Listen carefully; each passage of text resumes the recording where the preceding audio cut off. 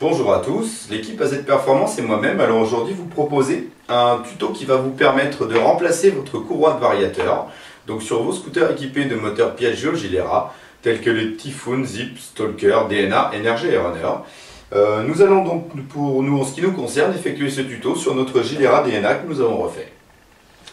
Pour accéder au variateur qui se trouve ici, à l'embrayage et correcteur de couple qui se trouve là, ou éventuellement à votre pompe à huile et votre courroie d'entraînement de pompe à huile et de pompe à eau sur les moteurs liquides, vous devez d'abord démonter votre carter de kick.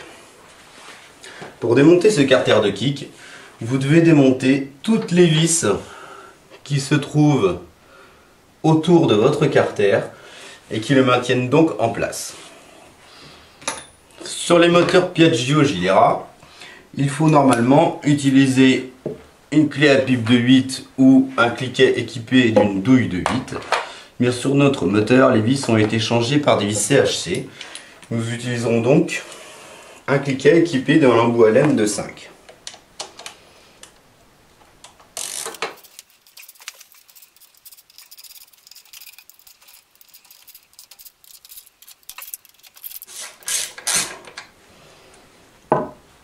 Une fois que ces vis sont desserrées, vous pouvez les retirer complètement en les triant et en les plaçant de manière précise afin de pouvoir les replacer exactement dans l'ordre dans lequel elles étaient et à l'emplacement où elles se trouvaient.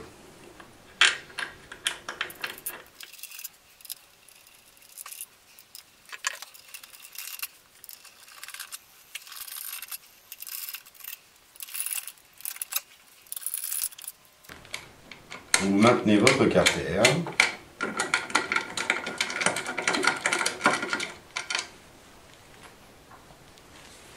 et vous enlevez la dernière vis afin de pouvoir le retirer. Une fois que vous avez retiré toutes les vis qui maintiennent votre carter de kick en place, vous n'avez donc plus qu'à tirer dessus afin de le retirer. Vous voyez donc ici votre cloche d'embrayage avec votre correcteur de couple, l'embrayage se trouve sous la cloche d'embrayage, votre courroie de variateur bien sûr, et ici le variateur. En dessous, ce que vous apercevez, c'est la pompe à huile qui sur notre moteur n'est pas raccordée car ce moteur fonctionne au mélange. Et dans le petit trou ici, vous devez normalement trouver une pièce comme ça, qui est la pièce d'entraînement du démarrage électrique. Afin de pouvoir démonter donc votre variateur, vous devez d'abord dans un premier temps démonter votre bougie que vous voyez là-bas, qui se trouve donc forcément sur votre culasse. On va filmer de ce côté-là, mais pour accéder à la bougie, il faudra passer par le côté échappement du véhicule. Vous devez donc passer la main et tirer vers le haut votre antiparasite. Une fois que vous avez retiré votre antiparasite, à l'aide d'une clé plate de 21, vous venez desserrer votre bougie que vous allez retirer complètement.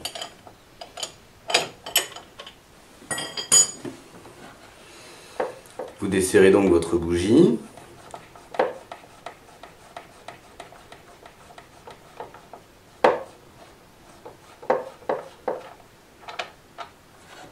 Voilà. Et une fois que votre bougie est desserrée, vous devez donc venir mettre à la place de votre bougie un bloc piston.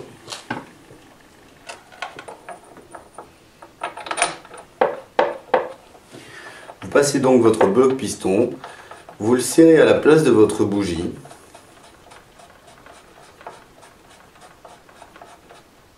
Lorsqu'il est complètement serré, vous le redesserrez d'un petit quart de tour, afin que celui-ci ne bloque pas dans la culasse. Une fois que vous avez mis en place le bloc piston, nous allons pouvoir maintenant desserrer notre variateur, puisque vous l'entendez, notre piston entre en contact avec notre bloc piston, ce qui va nous permettre de desserrer notre variateur. Vous utilisez donc soit une clé à pipe, soit un cliquet, comme nous, et vous pouvez donc desserrer votre variateur. Vous desserrez donc l'écrou. Il y a une petite rondelle avec, juste derrière. Et vous retirez l'ensemble de la joue fixe. Maintenant que nous avons retiré notre joue fixe, nous pouvons retirer notre courroie de variateur. Il vous suffit de comprimer votre correcteur de couple afin de détendre votre courroie. Vous maintenez votre correcteur de couple comprimé avec la main et vous pouvez donc retirer votre courroie de variateur.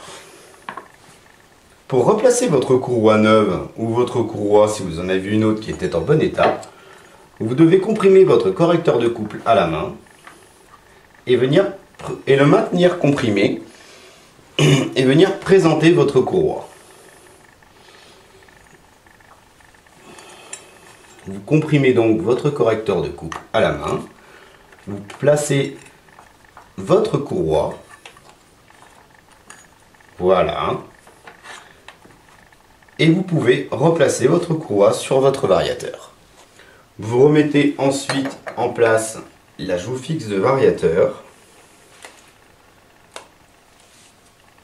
ainsi que la volite de refroidissement, qui vient également se placer sur les cannelures du vilebrequin, comme la joue fixe de variateur. Vous remettez ensuite en place la rondelle de l'écrou de variateur, et enfin votre écrou de variateur. Vous poussez votre courroie avec les doigts afin de pouvoir accrocher votre écrou de variateur.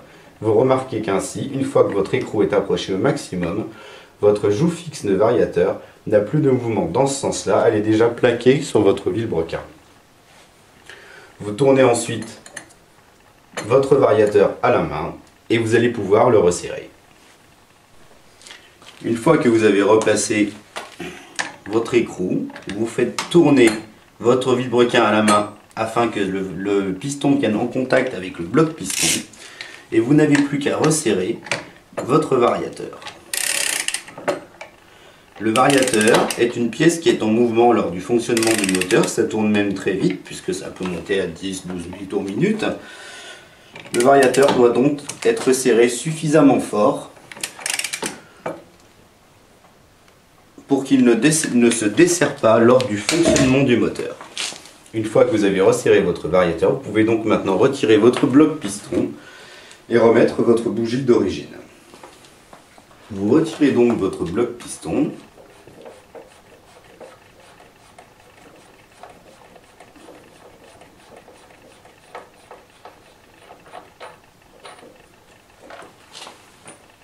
Vous pouvez ensuite remettre votre bougie d'allumage.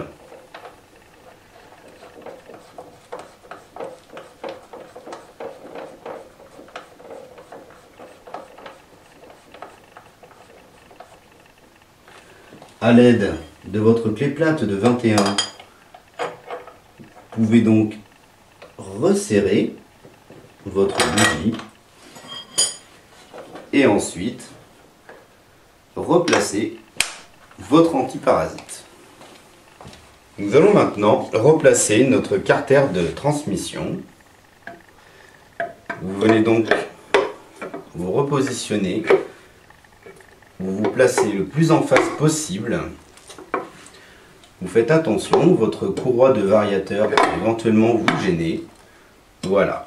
Une fois qu'il sera en place, vous verrez qu'il tiendra déjà quasiment tout seul.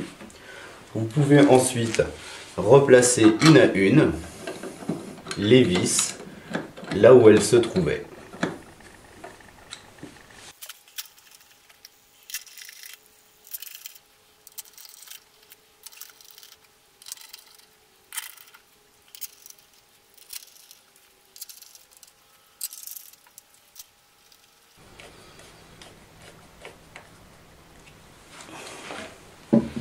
Une fois que vous les aurez toutes replacées, vous pouvez donc les resserrer une à une. Je rappelle que nous sommes en train de serrer des vis dans de l'aluminium.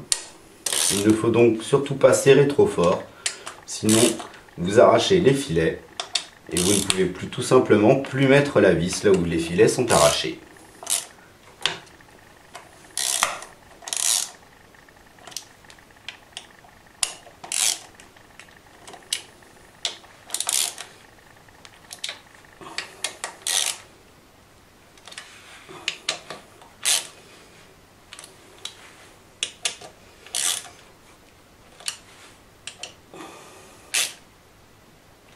Et voilà.